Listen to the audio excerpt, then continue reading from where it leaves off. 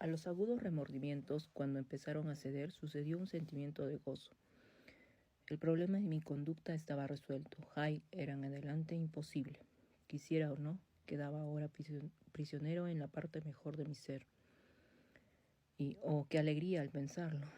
Con qué cordial humildad me así de nuevo a las restricciones de la vida normal. Con qué sincera renunciación cerré la puerta con la llave que tantas veces me había servido en mis entradas y salidas, y la aplasté bajo mis pies. El siguiente día trajo la noticia de que el crimen había tenido testigos, que la culpabilidad de Hay era evidente para todos y que la víctima era persona que gozaba de gran estima pública. Creo que esas noticias me causaron alegría. Me alegré de tener mis mejores impulsos amurallados y guardados por el miedo al patíbulo. Jekyll era ahora mi ciudad de refugio. Que Hay se asomase fuera, aunque fuera solo un instante, y las manos de todos se alzarían para capturarlo y darle muerte. Resolví redimir el pasado con mi conducta futura, y puedo decir honradamente que mi resolución dio algunos frutos buenos. Tú mismo sabes con qué ardor trabajé en los últimos meses del año pasado. En aliviar sufrimientos, tú sabes que hice mucho por los demás y que los días transcurrieron tranquilos, casi dichosos para mí. Ni puedo en verdad decir que me cansase de esa vida inocente y benéfica. Creo, por el contrario, que cada día me deleitaba más plenamente en ella. Pero aún pesaba sobre mí la aflicción de mi dualidad de designios. Y cuando el primer impulso de mi arrepentimiento se fue embotando, mi ser inferior, tanto tiempo complacido, tan recientemente encadenado, empezó a gruñir ansioso de libertad. No es que yo soñase en resucitar a Hay. La mera idea de tal cosa me ponía frenético. No, era que una vez más en mi interior me sentía tentado a jugar con mi conciencia, y si al fin caí ante los asaltos de la tentación, fue como un pecador ordinario y secreto. A todo le llega su fin. La más amplia medida acaba por colmarse, y esta breve condescendencia con mi maldad acabó de romper el equilibrio de mi alma. Y sin embargo no me alarmé. La caída parecía natural, como un retorno a los días lejanos, antes de que hiciera mi descubrimiento. Era un día de enero hermoso y claro, húmedo en el suelo, donde se había derretido la escarcha, pero limpio de nubes en el cielo. En el parque del Regente, lleno de pájaros que piaban, había agradables aromas de primavera. Me senté al sol en un banco. El animal que había dentro de mí se entretenía en relamer sensuales y gustosos recuerdos en la memoria. Mi espíritu, un tanto adormilado, hacía promesas de inmediata penitencia, pero sin decisión para comenzarla. Después de todo, pensaba yo, era como todos los demás, y hasta sonreía comparándome con otros y poniendo junto a mi activa bondad la perezosa crueldad de su negligencia. Y en el mismo instante de ocurrírseme esta vanidosa idea, sentí un mareo con horribles náuseas y mortales sacudidas. Cuando estos síntomas se calmaron, me quedé exhausto, y después, a medida que me iba reponiendo de esa debilidad, empecé a notar un cambio en el tono de mis pensamientos. Mayor audacia, desprecio del peligro, falta de las ligaduras del deber. Miré hacia abajo. Las ropas colgaban informes sobre mis miembros mermados. La mano que descansaba en mi rodilla era nudosa y peluda, y una vez más, yo era Edward Hay. Un momento antes había estado seguro del respeto de todos, era rico, querido por muchos. En mi casa me esperaba la mesa puesta, y ahora era la alimaña perseguida, casado sin refugio, y un asesino célebre, carne de horca. Mi razón se tambaleaba, pero no me abandonó del todo. Más de una vez había notado que en mi segunda condición mis facultades parecían agudizarse extraordinariamente, y que mis energías adquirían mayor tensión y elasticidad.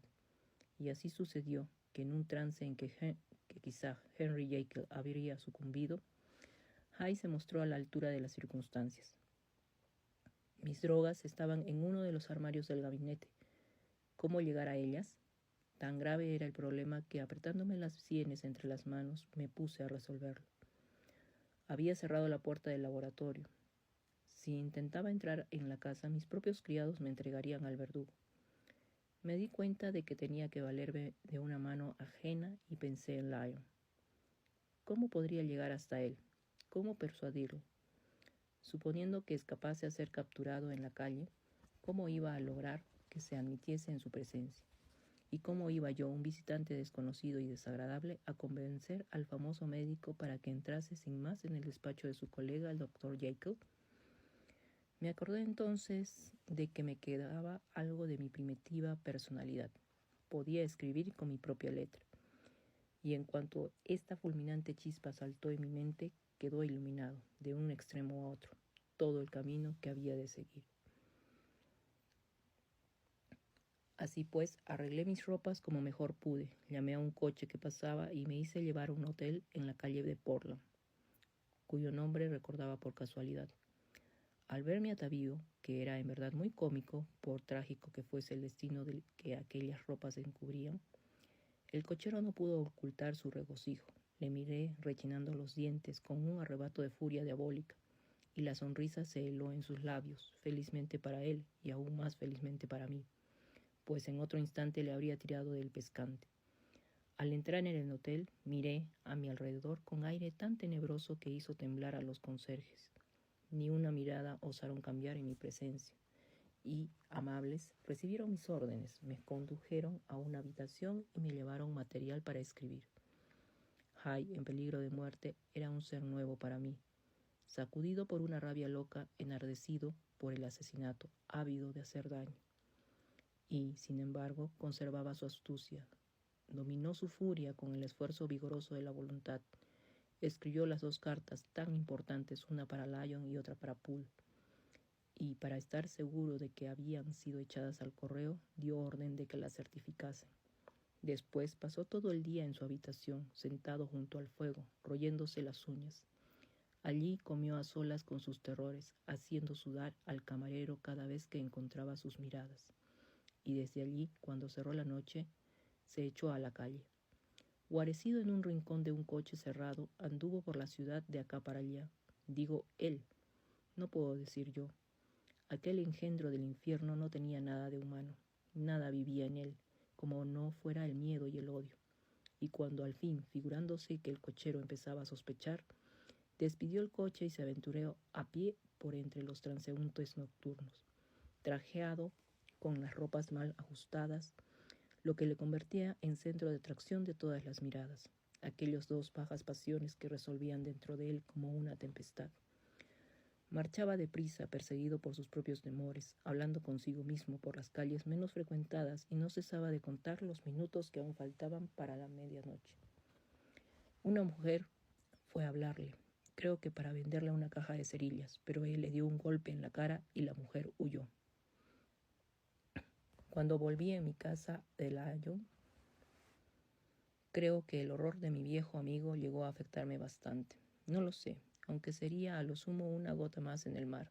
Tal era la execración con que recordaba después aquellas horas. En mí se había operado un cambio. Ya no era el temor a la horca, sino el horror de ser Hyde lo que me atormentaba. Escuché como en un sueño la reprobación de Lyon, y como en un sueño volví a mi casa y me metí en la cama. Dormí, después del agotamiento de la jornada, con una invencible y profunda modorra que ni siquiera pudieron romper las pesadillas que me torturaron. Desperté por la mañana quebrantado y débil, pero rehecho. Aún aborrecía la idea de la bestia que dormitaba dentro de mí, y no había olvidado, por supuesto, los horribles hechos del día anterior. Pero ya estaba otra vez en mi casa, bajo mi propio techo, al lado de mis drogas, y la gratitud por mi retorno resplandecía tan intensamente en mi alma que casi rivalizaba con la luz de la esperanza. Cruzaba sosegadamente el patio después de desayunar, respirando con deleite la frescura del aire, cuando sentí de nuevo esas indescriptibles sensaciones que anunciaban el cambio, y apenas tuve tiempo para cobijarme en el gabinete antes de que ya estuviera otra vez luchando con la furia y la agitación de las pasiones de Hyde. Se hizo preciso en aquella ocasión doblar la dosis para que pudiera volver en mí, y 6 horas después, cuando estaba sentado mirando tristemente a la lumbre, las ansias tornaron y otra vez tuve que administrarme la droga.